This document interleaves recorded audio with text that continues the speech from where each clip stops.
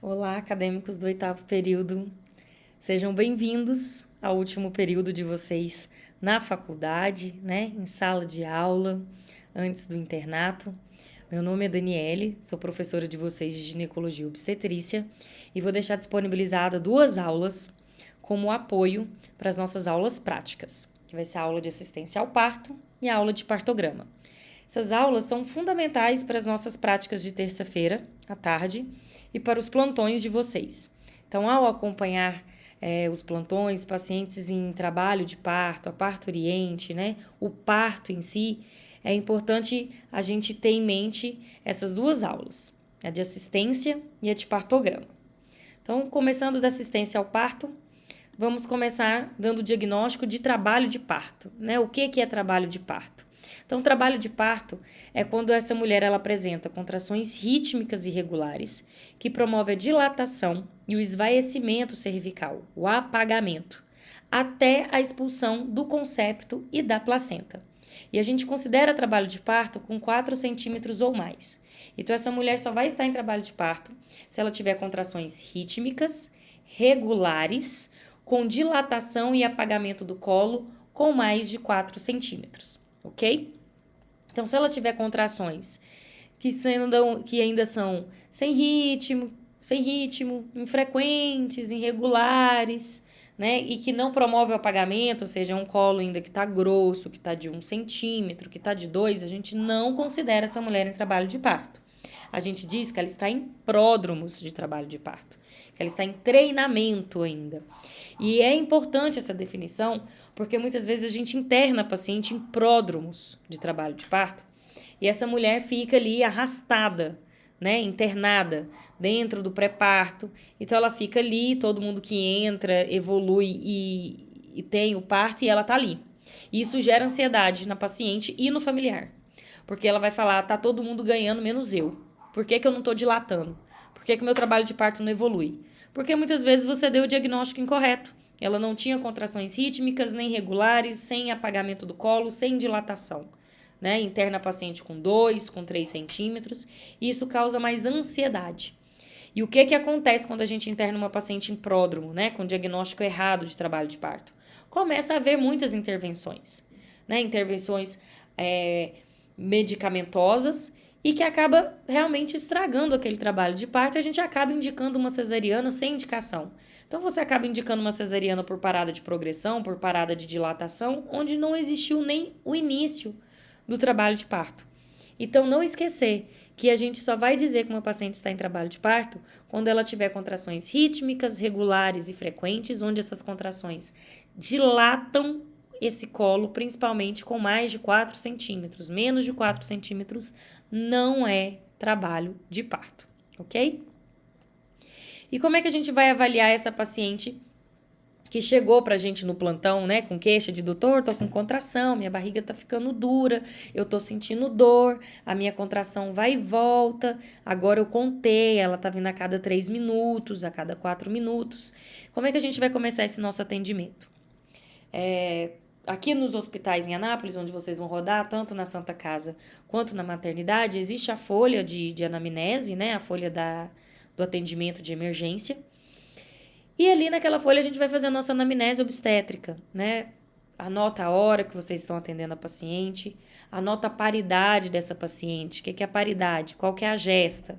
Qual é o número de gestações? Qual é o número de partos? Qual tipo de parto ela teve? Cesáreo ou parto normal? Já teve algum aborto?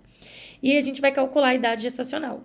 A idade gestacional para o obstetra ela é primordial. A idade gestacional ela define conduta, né? Um dia de diferença dessa idade gestacional é muito para a gente poder definir conduta. E até porque a gente precisa passar isso para a pediatria. É um neném prematuro? Eu vou lá precisar me humilhar na UTI neonatal pedindo um leito? Ou eu vou poder indicar, né, internar e acompanhar essa paciente tranquilo? Porque a humilhação diária do obstetra é ir lá na UTI neonatal pedir vaga. É a humilhação diária. Então, calcular a idade gestacional é muito importante. Lembrando que a idade gestacional pelo ultrassom mais confiável é aquele ultrassom que é do primeiro trimestre, né, de até 13 semanas. O percentual de erro é muito baixo, concordância é alta. Se a gente não tem ainda o primeiro ultrassom, calcula pela data da última menstruação, qual é a idade gestacional dessa paciente. Todo mundo praticamente tem um celular, né? Pode baixar o aplicativo para calcular a idade gestacional, não tem problema, né? Durante o plantão vocês podem usar o aplicativo. Tem o gestograma também, toda sala de consultório tem o gestograma para vocês poderem calcular a idade gestacional. No pior das hipóteses, pode calcular pela mão, até porque vocês precisam aprender a fazer o cálculo pela mão e utilizar o gestograma, porque no dia da prova de vocês, prova de residência, não vai poder usar o celular. Mas tem essa habilidade também de calcular pelo aplicativo, isso é importante, né? Tem colegas no plantão que eles não gostam que vocês usem, criticam, falam que vocês têm que aprender a calcular pela mão, mas eu acho válido, eu acho que a tecnologia ela existe para facilitar e para ajudar a nossa vida. Mas se a gente pensar no momento que a gente vai passar por uma avaliação e nessa avaliação ninguém vai poder usar da tecnologia, a gente precisa calcular pela mão. Então, calcule a idade gestacional, de preferência pelo primeiro ultrassom. Se essa paciente não tiver o primeiro ultrassom com ela, só tiver o último, né? Ou o primeiro ultrassom é tardio, fez o primeiro ultrassom com 19 semanas, calcule pelo primeiro ultrassom e pela DUM. Vê se essa idade gestacional é concordante ou se está muito discordante, se está dando erro de 15, 20 dias, porque isso dificulta a gente a entender o que está acontecendo naquela gestação e tomar conduta, né? Importante saber de comorbidade, é uma mulher hipertensa, diabética, tem hipotiroidismo, né? Tem alguma arritmia, alguma cardiopatia, ela tem alguma doença reumática, lúpus, artrite reumatoide, que tipos de medicação essa mulher toma? Ela só toma as medicações básicas da gravidez, as vitaminas, né, os polivitamínicos? Ou não, Dani? Ela tem lúpus, então ela usa outras medicações, ela usa azatioprina, ela usa cloroquina, ela usa prednisolona. Então é importante saber as medicações que ela usa, até mesmo para saber se isso tem alguma repercussão na gestação. Um exemplo clássico é paciente hipertensa crônica. Paciente hipertensa crônica, o que ela usa geralmente? Um IECA, um BRA, que são contraindicados na gestação, né? A gente entra com metildopa. Então, o que ela usa vai precisar ser trocado, né? É uma paciente, por exemplo, que tem algum transtorno psiquiátrico, transtorno de ansiedade, transtorno de depressão, epilepsia. A medicação que ela usa está adequada, a dose está adequada? Porque isso é importante, né? A gestante ela tem um maior volume de sangue.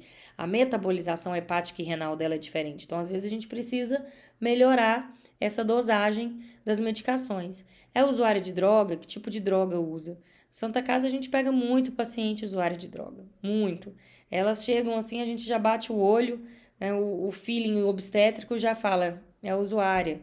Quando você vai conversando com a paciente, você vai adquirindo confiança. Se você perguntar que tipo de droga usa, fuma, bebe, ela vai te falar. Ela não faz questão de esconder. Até porque naquele momento ela tem o entendimento também que é importante a gente saber disso para passar para o pediatra. Né? Uma mulher usuária de droga, usuária de cocaína ainda durante a gestação, é um RN que vai fazer abstinência. Então a gente precisa passar isso para o pediatra. Né? O que está acontecendo com aquela criança ali? Por que aquela criança às vezes convulsionou? Está fazendo hipoglicemia? O que a mãe usava? Né? Exame físico. Que exame físico a gente tem dessa paciente? Geralmente elas já chegam para a gente no atendimento, já foi verificado pressão arterial, saturação, temperatura. Então, durante o nosso exame físico, medir fundo uterino, auscultar BCF, toque, exame especular, sempre quando necessário, tá? Então, se a paciente tem, por exemplo, fundo uterino, a gente começa a medir ele a partir de 15, 16 semanas, porque até por volta de 14 semanas ainda é um útero pélvico, então não tem como medir o fundo uterino, assim como não ausculta pelo sonar Doppler. Então, saber a idade gestacional, quando você escuta a queixa da paciente, isso já remete ao que você vai fazer no seu exame físico. Não adianta pedir, Dani, me ajuda aqui que eu não estou ouvindo o BCF. Quando é a idade gestacional? 10 semanas. Não, a gente só vai ouvir BCF de 10 semanas pelo ultrassom, pelo sonar Doppler não vai existir, né? Lembrando do fundo uterino, vocês vão ter essa aula de anamnese obstétrica, que o fundo uterino ele é concordante com a idade gestacional até 34 semanas. Então, por exemplo, paciente tem 20 semanas, fundo uterino, 20 centímetros.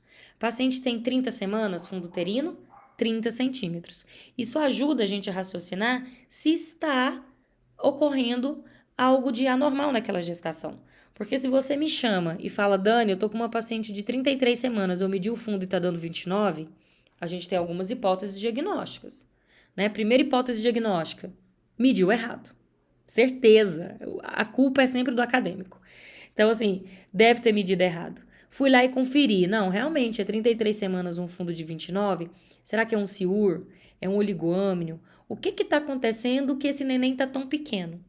Ou o contrário, é uma paciente de 28 semanas que você falou para mim que está com fundo de 34, de 33, né? Primeira hipótese, mediu errado, com certeza. Mediu para mais. Não, é isso mesmo, Dani. Ah, será que é um polidrâmio? É um macrossômico? Será que é gemelar? Porque gemelar não é concordante, né? A idade gestacional com o fundo uterino. Então, até 34 semanas, o fundo uterino é compatível com a idade gestacional. Depois disso, o fundo cresce em torno de 3, 4 centímetros. Então, é aquela mulher que vai terminar a gestação com fundo uterino de 37, de 38. Mais do que isso, a gente sempre vai pensar no macrossômico e no polidrâmio. E o que é que preocupa a gente, o macrossômico e o polidrâmio? Porque a gente pensa em diabetes gestacional, né? Aumenta glicemia, picos de insulina, é um feto que pode sofrer hipoglicemia, pode ter alguma alteração e chegar a virar óbito. Então, isso, o fundo uterino é importante. Auscultar o BCF, como que a gente faz para auscultar o BCF? Eu escolho um lado e coloco o sonar? Não, a gente vai fazer manobras de Leopold. Primeira manobra, fundo uterino, segunda mão do lado do útero, tentando achar o dorso fetal. Onde a gente acha o dorso é onde a gente vai colocar o sonar para auscultar. O dorso é sempre a parte mais dura. Quando vocês forem palpar a manobra de Leopold, isso vocês vão ter uma aula para explicar, mas nos plantões pede ajuda, chama o staff, chama o residente, né? Fala assim, me ensina a fazer manobra de Leopold, como é que eu acho o BCF? Isso é importante, né? É a prática clínica. Às vezes a gente lê, tem uma aula e fica muito aleatório na cabeça, mas quando a gente examina a paciente, que a gente tem esse contato médico-paciente, facilita muito o nosso entendimento, o nosso aprendizado e melhora a qualidade da assistência que a gente dá para a paciente. Então, acha o dorso, ausculta, qual é o valor normal do batimento cardíaco fetal? Entre 110 e 160. Menos do que isso é bradicardia, mais do que isso é taquicardia, eu vou precisar entender as causas para poder resolver, né? E fazer essa avaliação fetal, que a minha avaliação fetal, ela vem a partir da medição do fundo do BCF, o toque, né? O toque vaginal quando necessário, se essa paciente estiver se queixando de contração, perda de líquido, perda de sangue, né? Dor, a gente vai precisar fazer o toque. Aprendam a fazer o toque. Para aprender a fazer o toque, prática, né? Prática, isso é importante. O que eu já quebro o galho de vocês? Geralmente, quando a gente faz o toque que entra 2 dedos no colo, a gente já diz que a paciente está de 3 centímetros. Vocês podem pegar uma fita e medir o dedo de vocês. A maioria, os 2 dedinhos, vão dar 3 centímetros. Claro que quem tem o dedinho mais fino vai dar um pouco menos que 3 e quem tem os dedos um pouco mais grossos vai dar um pouco mais de 3. Mas, em geral, a média vai ser 3 centímetros. Então, quando a gente toca, que a gente diz que tem uma polpa digital, ou seja, que só entra um dedinho no toque, essa paciente está com 1,5 centímetros. Quando a gente faz o toque que entra 2 dedinhos, a gente diz que essa paciente está com 3 centímetros. E assim por diante, você vai abrindo o dedo até dar 10 centímetros, que é o máximo da dilatação da paciente. Portanto, fica como tarefa de carnaval. Pega uma fita métrica da avó que costura, né, a trena que tem em casa, e mede os dedinhos, aprendam a diferença, a dimensão, né, do toque do dedo de vocês. Isso é primordial. O exame especular de passar o espéculo e avaliar leucorreia, sangramento, secreção, coloração de líquido, é aquele mesmo espéculo que a gente usa para colher prevenção, não tem diferença. Passar sempre que haver necessidade, ok? Então, a gente tem que avaliar no nosso toque o feto, o canal de parto, dinâmica uterina, como que tá as contrações dessa paciente. A dinâmica uterina é um exame fácil de fazer, né? A gente deixa a paciente deitado, até mesmo sentada, põe as mãos no abdômen, uma mão no fundo do útero e a outra mais ou menos na região do hipogástrio, e vai contar quantas contrações em 10 minutos ela tem. E além de quantas contrações, qual é a duração dessa contração? Então, você chama o coleguinha para vocês fazerem a dinâmica uterina, enquanto um palpa, o outro aperta ali o cronômetro do celular para saber quanto tempo está durando essa contração. O ideal é fazer isso em 10 minutos. Temos outros artifícios para saber a dinâmica uterina? Tem. Mas saiba que a gente precisa saber fazer, porque muitas vezes a gente que coloca a mão na paciente faz a contagem dessa contração e da duração. Existe alguns staffs maldosos que faz questão de colocar vocês para fazer dinâmica uterina. Oi, doutor, sou acadêmico do 8º, tô de plantão, vai fazer dinâmica uterina na paciente. Né? Sobre para quem? Pro cone, pro pobre do cone. É o pobre do cone que vai ter que fazer a dinâmica uterina. Né? Saibam fazer, porque vocês vão ser cobrados disso. Não vai ter jeito. Né? Avaliação pelo toque vaginal, quantos centímetros de dilatação, qual o apagamento desse colo do útero, qual a altura de Deli, né? Aonde essa criança tá. A altura de Deli, a gente aprende também pelo toque. Eu digo que foi a última coisa que eu aprendi quando eu era interna, e eu fui entender a dinâmica da altura de Deli no meu último dia de internato de GO.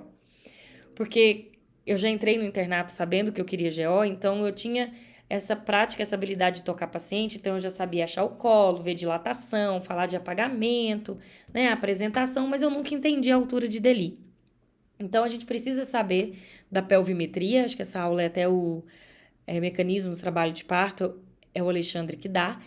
Então, a gente tem uma referência anatômica, né? A altura de Deli, a nossa referência anatômica são as espinhas isquiáticas. Então, na altura das espinhas isquiáticas, eu tenho 0 de Deli. Tudo que está para cima da espinha, ou seja, para dentro da pelve, eu tenho menos. Menos 1 de Deli, menos 2 de Deli, menos 3 de Deli. Qual é a diferença, Dani? Se na espinha isquiática é 0, 1 centímetro para cima é menos 1 de Deli. 2 centímetros para cima é menos 2 de Deli. 3 centímetros acima é mais 3 de Deli. E tudo que for para baixo da espinha isquiática é positivo. Mais 1 de Deli, mais 2 de Deli, mais 3 de Deli. O mais de Deli, né, mais 1, mais 2, mais 3, não tem como você saber da espinha e contar para baixo. Então, é muita questão do toque, né? Examina para você poder entender o que é 0 de Deli, o que é mais 1, mais 2, mais 3, mais 4. Certo? Líquido amniótico, quando essa bolsa romper, qual a cor do líquido? Tá claro? Tá com mecônio, né? Qual é a classificação desse mecônio? É um mecônio fluido? É um mecônio espesso? Né? O mecônio fluido seria aí um suquinho de limão, aquele verdinho bem claro. O mecônio espesso é como se fosse aquela vitamina de abacate, bem verde e grossa, né? Aquele líquido grosso, espesso. Tipo, acabei com o lanche da pessoa que queria tomar a vitamina de abacate agora à tarde. Mas são referências para a gente poder entender, né? Saber entender da pelve materna, promontório, né? As espinhas isquiáticas, o pubis, né? Essa aula da pelvimetria do Alexandre, isso é importante para a gente poder definir. O que essa figura traz aqui para a gente de interessante? A gente vai focar aqui, ó.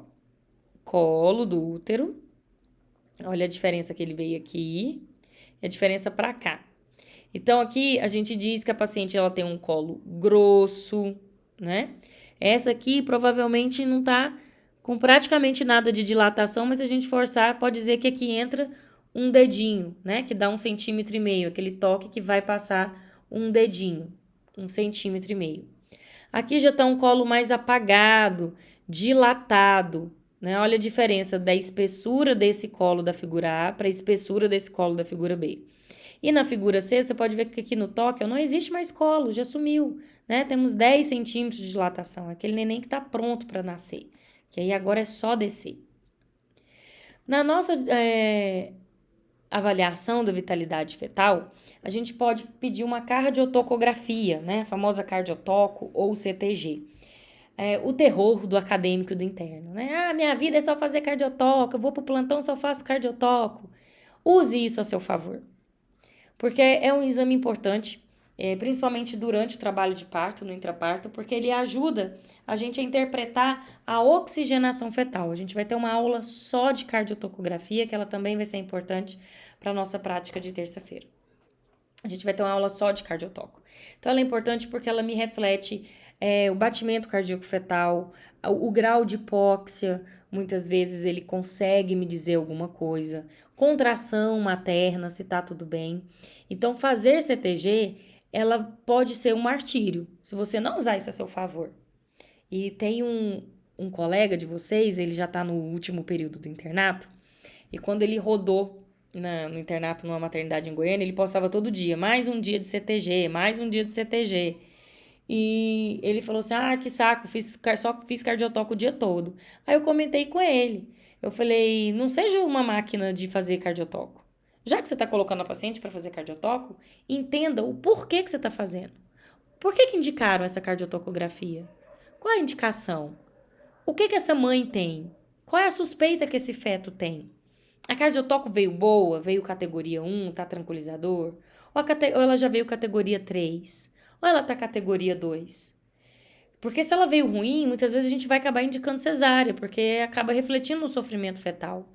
Porque se você colocou a paciente na CTG, se você soube laudar e discutiu isso com seu staff, você demonstra conhecimento. Você fala, poxa, esse menino sabe.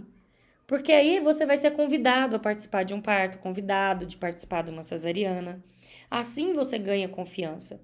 Porque se você sempre vê o lado negativo, você vai virar uma máquina mesmo de fazer CTG e de ouvir BCF. Mas você precisa entender o porquê que você está fazendo aquele exame. Qual o resultado? Dani, eu fiz essa CTG, lauda comigo? Me ensina a laudar? Faz eu entender essa CTG? Então, é muito importante. E todas as vezes que vocês derem plantão, leiam e laudam a CTG. Porque eu estou tirando fotos de CTG para usar no OSCE de vocês. Então, sempre que vocês me verem no plantão tirando foto de uma CTG, saiba que ela pode estar na prova do OSCE de vocês. Fica a dica, né? Mas vocês vão ter essa aula, vão aprender a laudar, vai dar tudo certo. Pedir o cartão de pré-natal, né? Para a gente avaliar os exames laboratoriais, peça o cartão de pré-natal. Teoricamente, esse cartão é para estar preenchido, né? É importante a gente saber o tipo sanguíneo da paciente para saber se ela não sofre alguma isoimunização, ou se o feto não está sofrendo alguma isoimunização. Teste rápido de HIV ou se ela fez a sorologia. VDRL para sífilis, é imunizada para hepatite B. Então, o cartão pré-natal ela tem que trazer essas informações. Claro que não vai depender só da paciente, porque depende, claro, do colega obstetra ou clínico ou enfermeiro que faz o pré-natal dessa mulher preencher corretamente esse cartão, né? Senão, não tá me ajudando em nada. Essa figura é o meio do cartão de pré-natal daquela caderneta da gestante, que é aquele livrinho azul. Se você pegar aquele livrinho azul e abrir no meio, dá exatamente essa foto.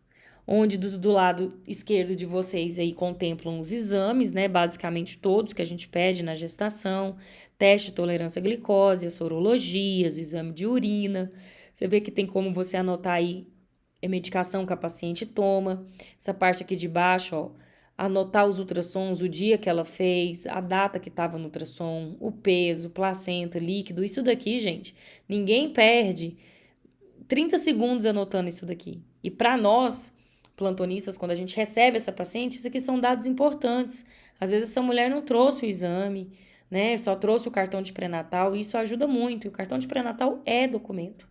Do nosso lado direito aqui tem onde a gente anota a quantidade de gestação, se teve aborto, tipo de parto, se nasceu vivo, né? O motivo pelo qual foi a óbito. Se essa mulher já tem alguma comorbidade, o que é que ela tem nessa gravidez atual, qual o tipo de doença que ela tem. Cartão de vacinação, tomou vacinação antitetânica, da hepatite B, da gripe, da antitetânica, deixar anotado. Hoje em dia a gente acaba anotando se tomou a vacina do Covid. Então, isso são dados de importância obstétrica para a gente avaliar como que foi ou está essa gestação.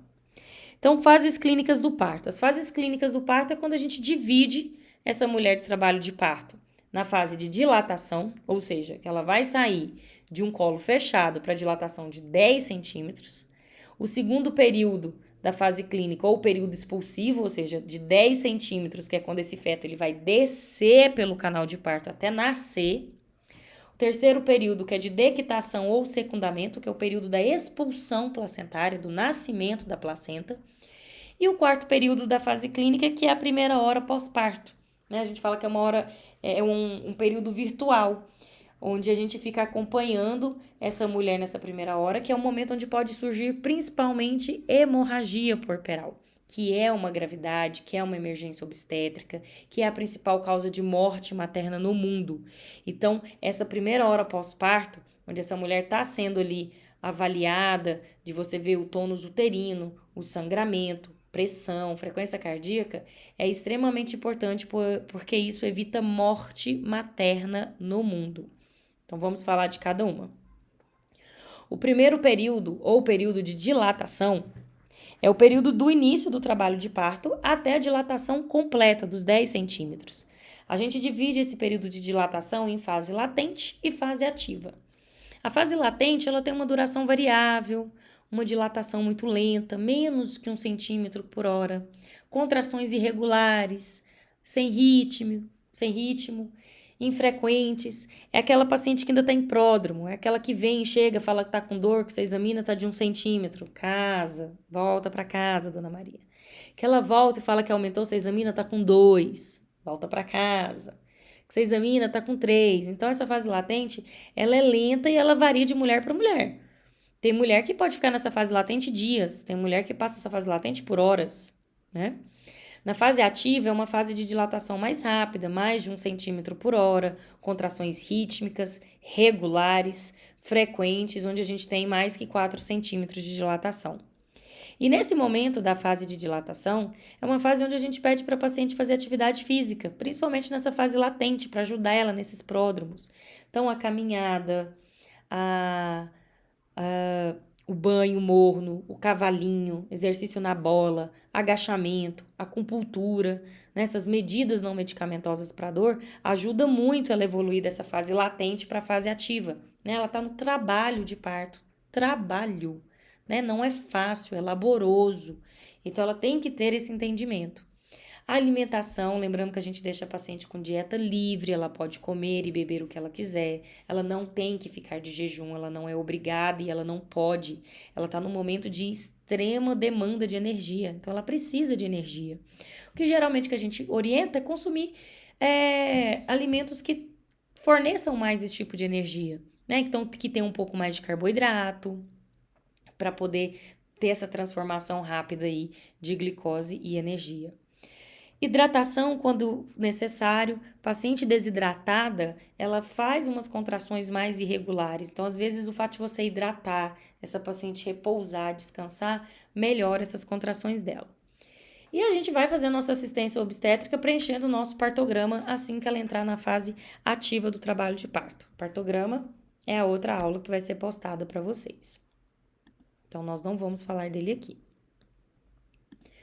Então, durante esse primeiro período de dilatação, a gente precisa monitorizar o trabalho de parto e a gente vai ficar na vigilância fetal, né? Auscultando o BCF de 30 em 30 minutos naquela paciente de baixo risco. Então, de 30 em 30 minutos, ausculta o BCF, anota no prontuário. Dani, eu posso acompanhar o parto? Posso fazer esse parto? Pode. Mas para fazer o parto, para assistir o parto, a gente precisa acompanhar. Então, se mostre interessado e disponível para escutar esse BCF a cada 30 minutos. Aí eu estou colocando 3 modelos de sonar que a gente tem, né? Que a gente usa. Esse sonar, o segundo e o terceiro tem esse benefício que ele traz, o valor no visor. Cuidado, não se iludam, porque esses aparelhos eles estragam muito rápido. Então, às vezes você ausculta, mas não está aparecendo o número no visor. Portanto, saibam contar, né? Lembrando que o normal é de 110 a 160 em 1 minuto. Então, auscultar por 1 minuto, nada de auscultar por 15 e multiplicar por 4. Então, auscute por 1 minuto e de preferência auscute antes, durante e depois de uma contração. E saber identificar as causas de BRAD, taquicardia. Né? Geralmente, quando a bolsa rompe, essa ruprema, que é a ruptura prematura de membranas amnióticas, muito tempo de ruprema pode levar a coriomielite. E um sinal da coriomielite é febre. Febre causa taquicardia, tanto materna quanto fetal. Então, se o feto está taquicárdico, essa mãe está taquicárdica, essa mulher está com febre, está com infecção, está fazendo sinal de sepse, né? A mãe está ansiosa e está taquicárdica, o feto vai apresentar também. Se a mulher usou alguma droga, né, que desencadeia essa taquicardia, então sempre tentar entender o que está acontecendo. Saber do mecanismo de parto no período expulsivo, né, que o feto vai encaixar, vai fazer a rotação interna, vai fazer a rotação externa, isso é extremamente importante, ele é obrigatório. Se você não entende o mecanismo de parto, você vai ficar perdido no seu toque. Não tem como, né? O toque vaginal sempre procurando ver a altura de Deli e a variedade de posição. Qual a variedade de posição que tá? Tá o cípito anterior esquerda, o cípito posterior esquerda, o que tanto que esse neném tem que girar nessa pelve para poder nascer. Então, saber essa aula do Alexandre de mecanismo de parto é primordial para você entender o período expulsivo. Lembrando da rotação interna, da apresentação fetal, que depois que ele fizer essa rotação interna, que ele tiver o cípito púbico, né? O que é o cípito púbico? Vocês vão ver isso. A gente nasce em posição totalmente fletida. Então, a gente nasce com o queixo no peito. E isso faz com que o occipito do feto fique encostado no pubis da mãe, né? Em OP, occipito púbico. E a gente sempre nasce olhando para baixo. Então, vocês têm que ter o seguinte entendimento, que aqui está o pubis. Aqui tá o pubis materno, tá alto, né, aqui. E aqui tá o pubis materno, né, e aqui o sacro. E o neném nasce olhando para baixo. Então, o pubis, o occipito púbico. E é nessa posição que nasce. Então, se ele tiver em occipito esquerdo anterior, occipito transverso, occipito esquerdo posterior, não vai nascer. Ele não termina, ele não consegue fazer essa rotação para que haja essa expulsão. Então, precisa entender a apresentação do feto. E sobre a posição, né? Posição materna. Qual a posição que essa mulher vai ganhar neném? Na verdade, ela vai evoluir para parto, para o período expulsivo, na posição que ela quiser, que ela se sentir mais confortável, que ela desejar. Essa primeira gravura, né, dessa mulher deitada aqui em posição litotômica, com essas pernas aqui, né, na perneira, na verdade a fossa poplite aqui na perneira, é uma posição que a gente não orienta mais a paciente a evoluir para período expulsivo. Porque ao ela ficar deitada em decúbito dorsal, o útero comprime as veias, os vasos da pelve. Então, ela comprime a veia cava, né, que passa aqui do lado direito, ela comprime a veia cava direita, que dificulta o retorno venoso. Dificultando o retorno venoso é menos oxigenação materna, menos oxigenação fetal. Então, é aquela mãe que vai te reclamar de tontura, de vertigem, de lipotímia e aquele feto que pode apresentar bradicardia. Então, essa posição de litotomia é uma posição que geralmente hoje a gente não indica mais, né? A gente evita com que a paciente fique assim. Na Santa Casa, essa cama de parto, na verdade, a gente tem essa aqui da figura lilás. Né? A gente tem uma cama de parto totalmente automatizada, onde a gente consegue tirar a paciente da posição de litotomia e colocá-la numa posição verticalizada. Ao invés de colocar a coxa lá na perneira, ela coloca o pé. Então, a partir do momento que ela fica mais verticalizada com o pé, ela consegue fazer uma hiperflexão da coxa sobre o abdômen. E isso aqui melhora a angulação anteroposterior da pelve. Isso aqui ajuda na parte da expulsão fetal. Ela tem um ferro aqui onde ela puxa esse ferro para ela, empurra o pé, fazendo essa força de empurrar. E o fato dela não ficar horizontalizada, ela ficar verticalizada, até a gravidade também ajuda ela nesse movimento. Então, ela tem um entendimento melhor do que é fazer a força para baixo, a força de empurrar. Isso ajuda no entendimento materno também do trabalho de parto. Ela pode escolher a posição onde ela fica deitada de lado, e é uma posição que quando a gente explica para as pacientes, elas gostam e elas aceitam, porque nessa posição ela livra o sacro, né? Ela livra o dorso, não tem nada encostado, não tem nada apoiando, então dá uma sensação de relaxamento, e ela vai ficar basicamente na mesma posição dessa, ela vai fazer uma hiperflexão da coxa sobre o abdômen. Aqui, na verdade, em vez dela ficar com a mão na barriga, a gente pede para ela puxar o joelho, que é uma maneira que ela tem, não tem um ferro para ela puxar, ela puxa o joelho e faz a força, né, do período expulsivo. E elas gostam. Quando a gente explica, é uma posição que elas aceitam muito bem. A gente ainda tem a posição na banqueta, né, onde elas ficam sentadas na banqueta. Essa posição, ela é bem bacana também, elas aceitam quando a gente explica. Tem essa questão que tem muito vínculo, né, o vínculo afetivo com o pai ou com a avó que está acompanhando o parto, a irmã, a cunhada, seja lá quem seja que esteja de acompanhante nessa mulher, porque aqui ela tem um apoio, né? O apoio físico, não é só o apoio emocional ou psicológico do parceiro, mas ela tem um apoio físico.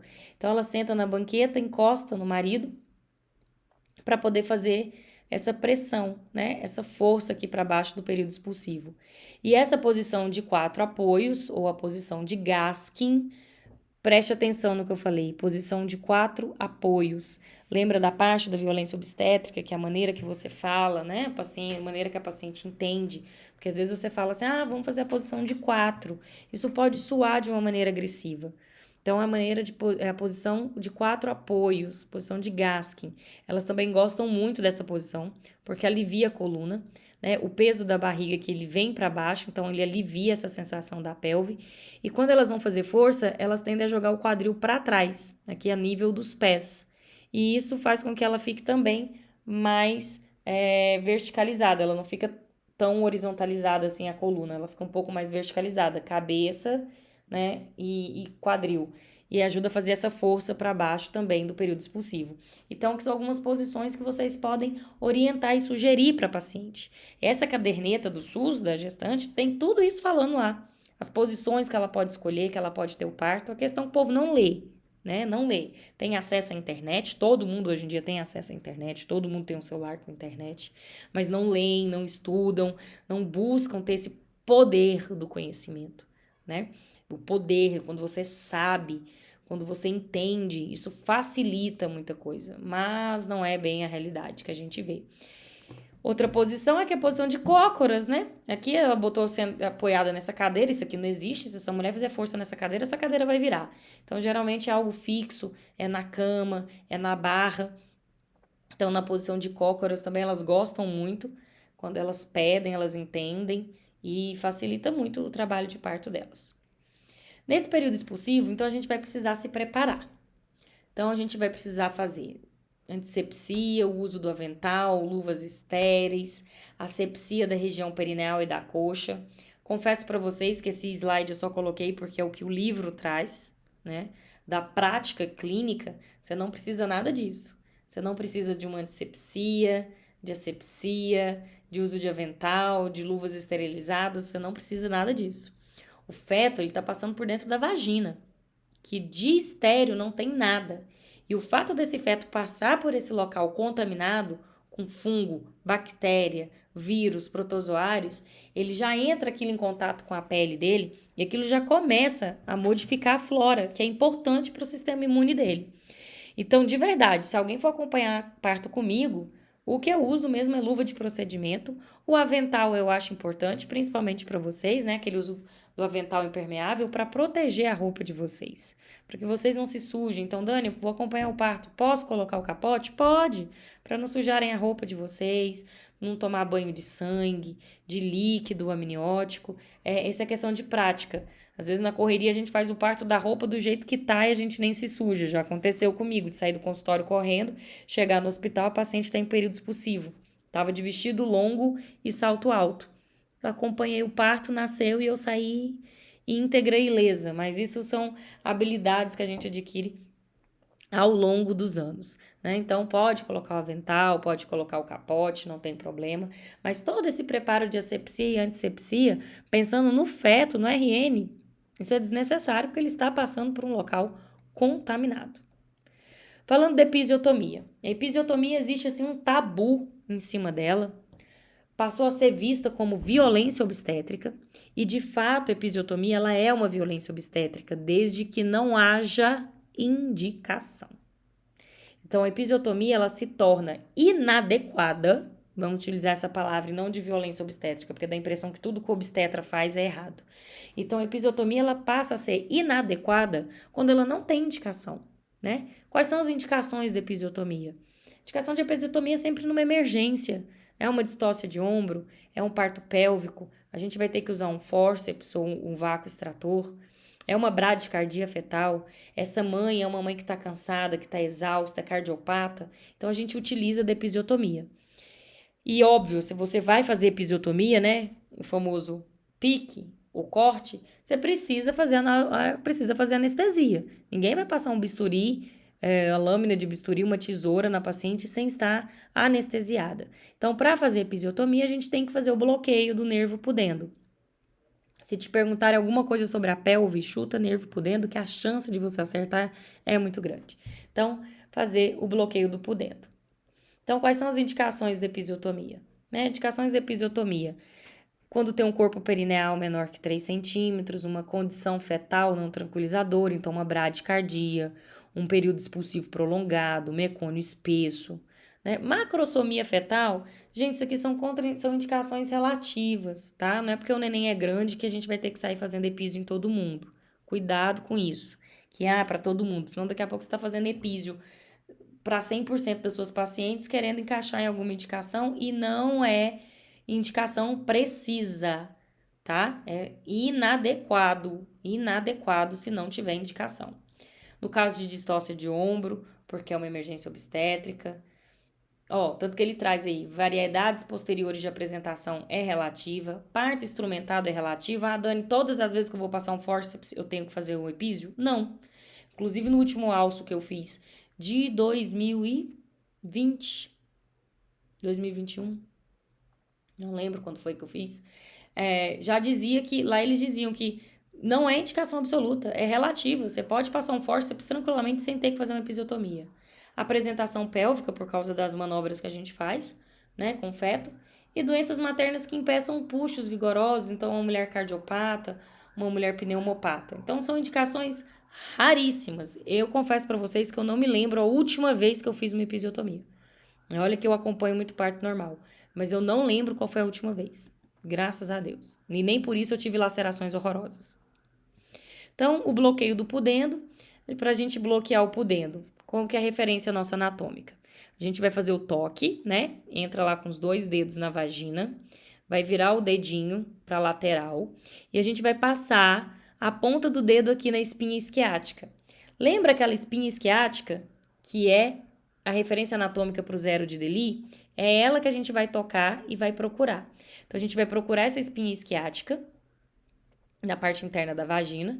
Polegar a gente vai tocar aqui do lado de fora para achar o osso e vai fazer a introdução da anestesia. Bloqueio anestésico aqui no nervo pudendo. Muitas vezes depois a gente faz em forma de leque, jogando esse anestésico, apontando a agulha aqui para o rumo do clitóris, toda a extensão dos pequenos lábios, introito vaginal e região anal, porque você consegue bloquear todo esse intervalo, desde a região clitoriana até a região anal. Óbvio que se você fez o bloqueio do pudendo à direita, vai estar anestesiado do lado direito.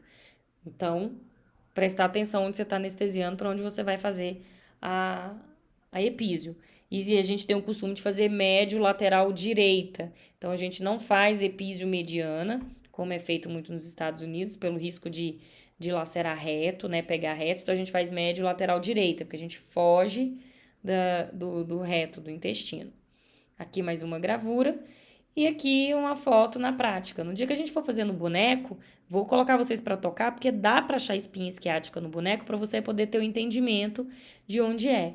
Aqui nessa foto tá todo o campo cirúrgico estéreo, que você vê que foi feita sepsia, foi passado iodo polvidine, fez o toque, dedinho para lateral para achar a espinha isquiática e entrou com o anestésico. Então, no período expulsivo, se você está querendo fazer episiotomia, se tem essa indicação, então faça seu bloqueio do pudendo.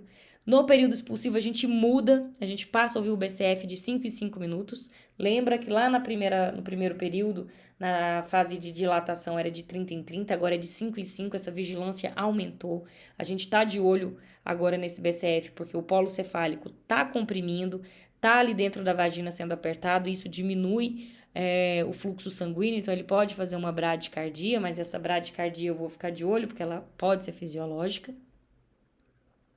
E aí, para evitar que ocorra um desprendimento rápido do polo cefálico, da cabeça, e faça essa deflexão rápida, a gente vai fazer a manobra de Hitchen. O que é a manobra de Hitchen? A manobra de Hitchen é da proteção do períneo.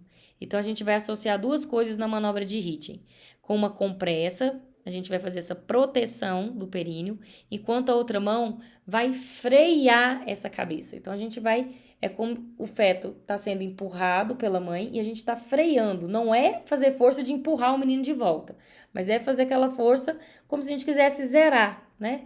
Zerar aquela força que está vindo para ele vir freado e fazer uma deflexão mais lenta. Porque se ele faz essa deflexão rápida, né, esse mento pega aqui nesse períneo de uma forma rápida e intempestiva, pode lacerar. Então, essa mão aqui em cima do polo cefálico ela é importante para que ela permita essa deflexão lenta e evitar a laceração. Aqui uma foto mais real, que vocês podem ver ó, a compressa, protegendo o períneo aqui embaixo, essa parte da musculatura, e a mão na cabeça, freando. Não é a mão na vulva, não é a mão na região do clitóris, é na cabeça do feto.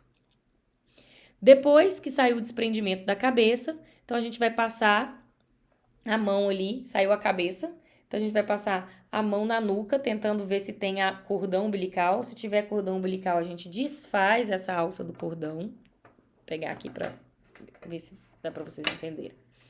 Então, a cabeça desprendeu, né? Saiu. Vocês passam a mão aqui na região cervical para ver se tem circular de cordão. Se tiver circular de cordão, desfaça essa circular. A gente muitas vezes consegue desfazer, tirar aquela circular de cordão, que é para não apertar, não ter essa sensação de estrangulamento na saída do restante do corpo. Depois do circular de cordão, vai haver o desprendimento dos ombros. Primeiro o ombro anterior, depois o ombro posterior, se vocês vão ver na aula de mecanismo de parto. E depois que tiver acontecido esse desprendimento dos ombros, de imediato a gente vai pedir a aplicação de 10 unidades de ocitocina IM. 10 unidades são 2 ampolas. Uma ampola tem 5 unidades de ocitocina. Então, é um protocolo mundial de profilaxia de hemorragia puerperal. Toda mulher que tenha parto receba 10 unidades de ocitocina IM dose única. Paciente do parto normal vai via intramuscular. Paciente que está na cesariana também recebe, só que ela recebe venoso, né? Já que o anestesista está ali com as drogas, com acesso. Mas isso é protocolo mundial. Profilaxia de hemorragia puerperal. Ocitocina, 10 unidades, IM, dose única. Isso evita a perda sanguínea puerperal, né? Previne hemorragia por atonia, que é uma das principais causas de óbito materno. Clampeamento do cordão. A gente preconiza um clampeamento tardio do cordão, espera aí em torno de 1 a 3 minutos parar de pulsar. Isso é benéfico para o feto, né? Ele recebe mais sangue, mais hemoglobina fetal, menos risco de anemia. Você mantém esse vínculo materno, muitas vezes faz até o benefício de evitar a icterícia e tem as suas contraindicações, né? Quem que a gente vai clampear o cordão de imediato assim que nascer? Aquele feto que não nascer bem, então um feto que não nasce chorando, que não nasce vigoroso, que nasce hipotônico, você vai ter que clampear de imediato. Mulheres que têm HIV positivo, não dá para ver troca. Hepatite B e HTLV também não. Então, nesses casos, é contraindicado manter esse cordão ainda tendo essa troca. Então, aí é clampeamento imediato. E mulheres com sangue negativo também, porque a gente não sabe o fator RH do feto. Então, tem que clampear. Preconizamos, estimulamos o aleitamento materno na primeira hora, né? Então, golden hour, neném nasceu bem, nasceu vigoroso, nasceu chorando, é da mãe. É o primeiro contato, é o calor, é o pele a pele, é o aleitamento materno. Isso aumenta o vínculo mãe-filho e tem seus benefícios. O fato do RN já mamar naquele primeiro minuto de vida, o fato da amamentação, para a produção descida de leite, existe a liberação endógena de ocitocina, o que ajuda na contração uterina e prevenir a hemorragia puerperal. Então, essa mulher já está cheia de ocitocina do trabalho de parto, né? Ocitocina endógena que foi produzida, ela ganhou 10 unidades de ocitocina exógena e a gente está estimulando ainda essa ocitocina endógena pela amamentação. Então, essa troca, esse carinho, esse contato, isso tudo é importante para esse vínculo materno-fetal. Então, saber orientar a amamentação também é importante. Essa primeira foto da esquerda é uma foto de um pós-parto normal, né? Aqui o que a gente poderia melhorar é o contato barriguinha com barriga, então é colocar a barriguinha do RN em contato com a barriga materna, verificar essa pega correta, se tá mamando. E na foto aqui da direita, essa foto é do acervo meu, a enfermeira colocando o neném para mamar na cesariana. Lembra que eu falei para vocês que a gente não usa a palavra humanizado, usa adequado?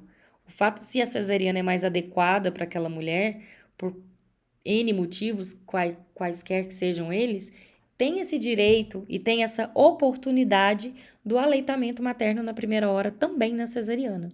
Né? Aqui a gente sempre pede a ajuda da profissional da área da saúde, da enfermeira, para ajudar a gente a amamentar.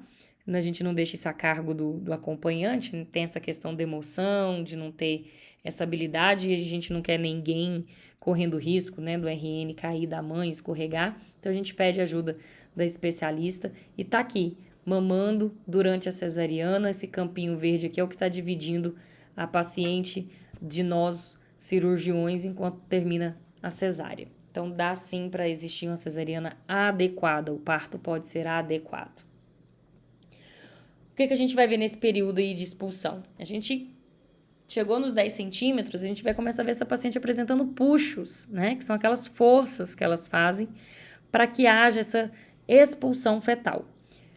É previsto que quando a mulher tem 10 centímetros, até o feto nascer, né? O feto se tornar um RN, pode demorar até 1 hora nas multíparas e 2 horas se ela tiver sob analgesia. E pode demorar 2 horas na nuligesta e até 3 se elas estiverem com anestesia. A literatura mais moderna está trazendo que isso pode, na verdade, ser mudado, então pode se esperar até 2 horas de período expulsivo na multípara e até 3 na nuligesta. Mas isso daí não é você sentar e esperar paz e bem. É sonar, auscultar, garantir que o BCF tá bom, tá dentro do padrão de normalidade, um líquido claro, sem mecônio, uma mãe que esteja bem colaborativa.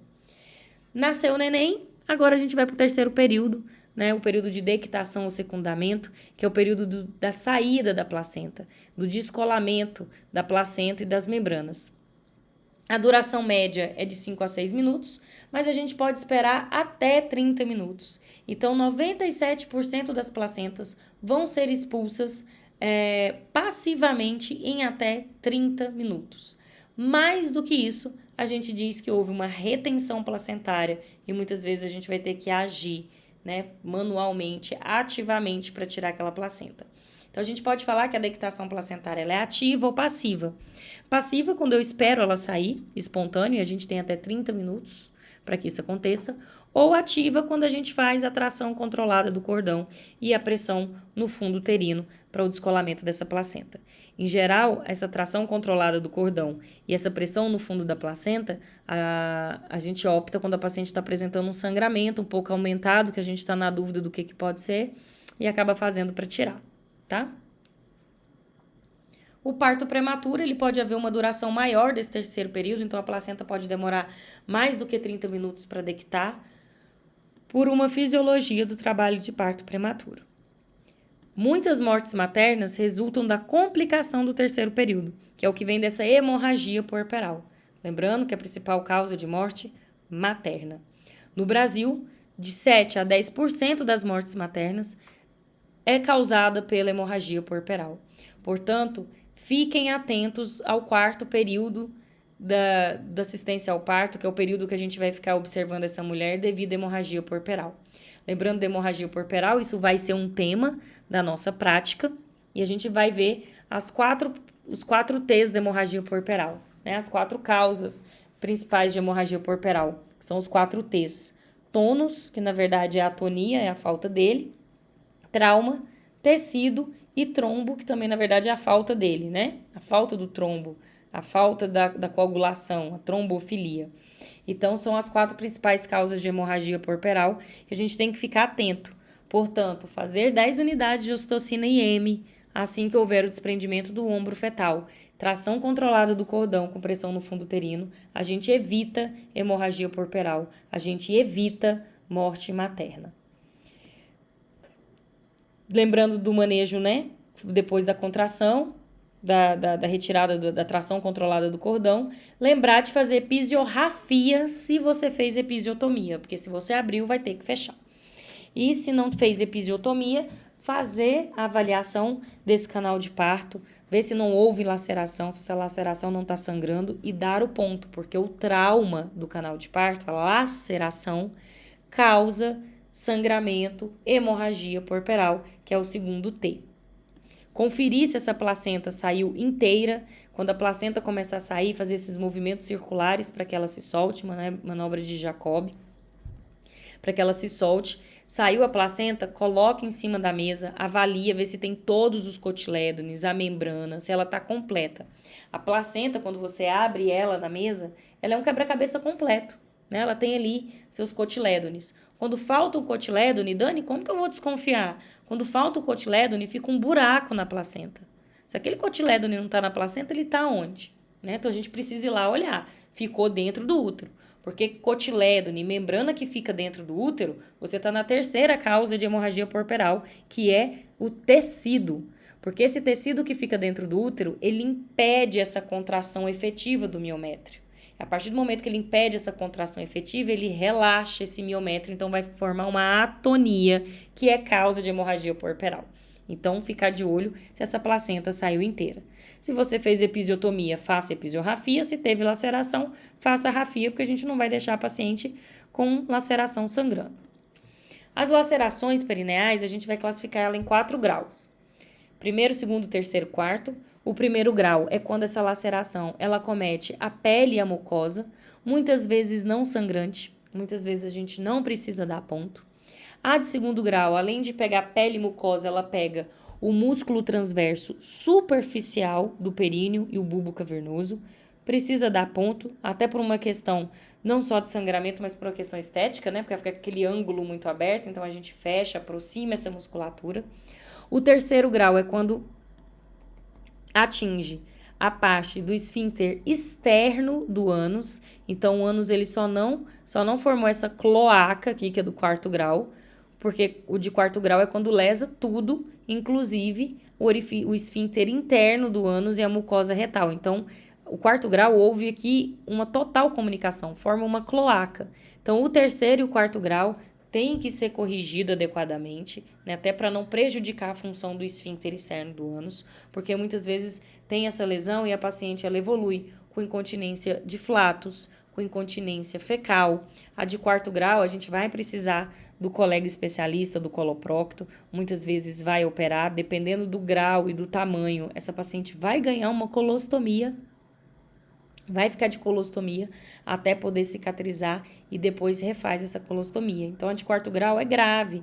Lacerações de terceiro e quarto grau está muito associado a um mau acompanhamento do trabalho de parto, a uma má assistência obstétrica. O que aconteceu essa laceração? Era um feto muito grande, é uma mulher que fez uma força muitas vezes errada, desnecessária, posição não estava adequada, porque não é, graças a Deus, não é o mais comum de ser visto. E o quarto período, que é esse período do pós-expulsivo, né, do pós-dectação placentária, que é essa 1 hora pós-parto, a gente vai ficar com observação atenta para saber se essa mulher não vai fazer complicação hemorrágica. Como que a gente sabe isso, Dani? Útero contraiu, formou o globo de Pinard, então você palpa o fundo uterino, ele tá durinho. Geralmente ele vai estar ali 3, 4 centímetros abaixo da cicatriz umbilical, ainda tá um útero grande. Mas tá um útero contraído, tá um útero durinho. Pressão tá boa, frequência cardíaca tá boa. Essa mulher tá sudoreica, pálida, com lipotímia, não, peraí, pode estar sangrando. Pra gente evitar hemorragia pós-parto. Se tiver hemorragia pós-parto, a gente vai fazer todo o protocolo dela, que essa é uma aula específica nossa da prática de terça-feira. Tá tudo bem? RN fica com a mãe. Mãe vai subir para o Alcon. Alcon significa alojamento conjunto. Vai passar ali as suas 48 horas, se for de baixo risco, e vai ganhar alta mãe e RN para casa, tá? Então, isso é super importante. Então, lembrar, a gente sempre vai ficar de olho na hipotonia uterina. Essa hipotonia, ela faz parte dos 4 T's, né? Na verdade, ela é o primeiro T, que é o T do tônus, que é a falta dele, é a principal causa de hemorragia puerperal. Então, a gente tem que ser rápido, ágil e hábil, né? Essa aula, praticamente, foi tirada da rotina de obstetrícias, né? Rotina de obstetrícia do Freitas e o Zugaib de obstetrícia. Se vocês precisarem desses livros em PDF, eu tenho para fornecer para vocês, não tem problema nenhum. Eu passo para vocês.